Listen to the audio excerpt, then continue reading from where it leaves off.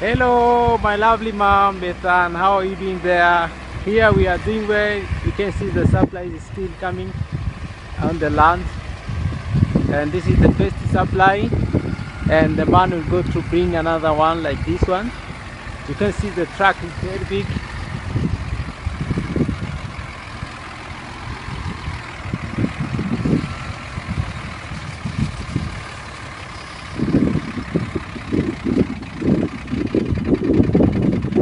I came with them from far away because we don't have supplies like this near to our land.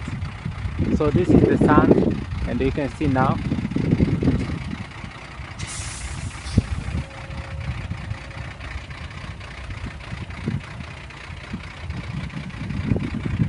You can see there also we have a big space of the school land.